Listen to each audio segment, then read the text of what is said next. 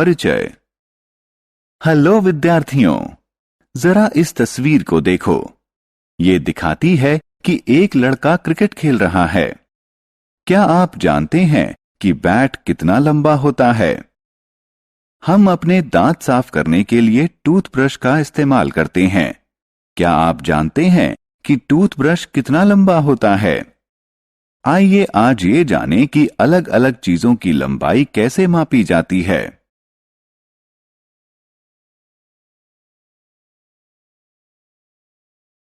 आओ सीखें। चीजों की लंबाई जान पाना। पैमाने की मदद से लंबाई को मापना।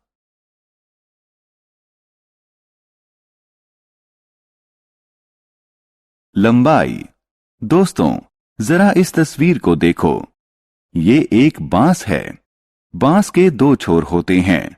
बांस की लंबाई जानने के लिए हम इसे एक से दूसरे छोर तक मापते हैं।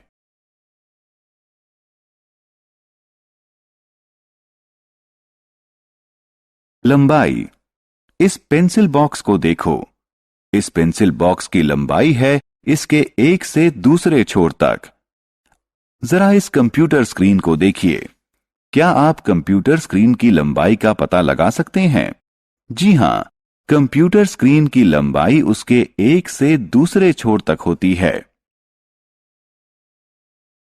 स्केल या पैमाना। पुराने समय में चीजों की लंबाई लोग अपने हाथ, बाजू या अपने पैरों से मापते थे, लेकिन इन तरीकों से सही लंबाई नहीं मिल पाती थी। बाद में पैमाने और मेजरिंग टेप का इस्तेमाल किया गया ताकि चीजों की सही लंबाई जानी जा सके। जरा इस तस्वीर को देखिए। ये एक रूलर है जिसे पैमाना भी कहा जाता है। इसका इस्तेमाल pencil, pencil box, eraser, photo frame और आईने जैसी छोटी चीजों की लंबाई मापने के लिए किया जाता है।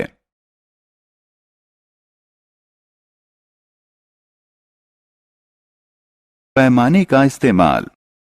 जरा इस पैमाने को देखिए। इसके किनारे पर कई विभाजन हैं। हर विभाजन 1 सेंटीमीटर के बराबर है। ये संख्याएं 0 से 15 तक लिखी हैं। 0 से 5 तक का मतलब है 5 सेंटीमीटर। 0 से 11 तक का मतलब है 11 सेंटीमीटर। 0 से 15 तक का मतलब है 15 सेंटीमीटर।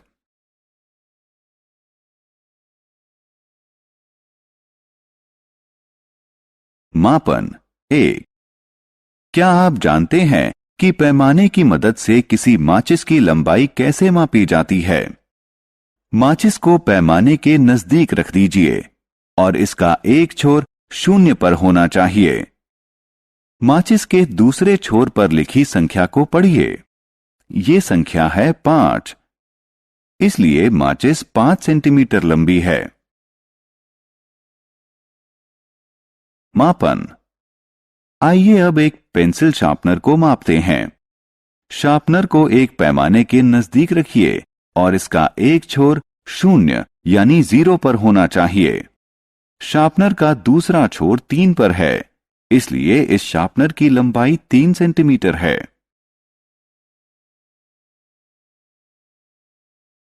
आओ खेलें। इस तस्वीर को ध्यान से देखें और सही जवाब पर क्लिक करें।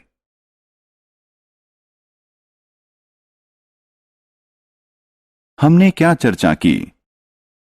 पैमाने के जरिए हम किसी चीज की सही लंबाई माप सकते हैं।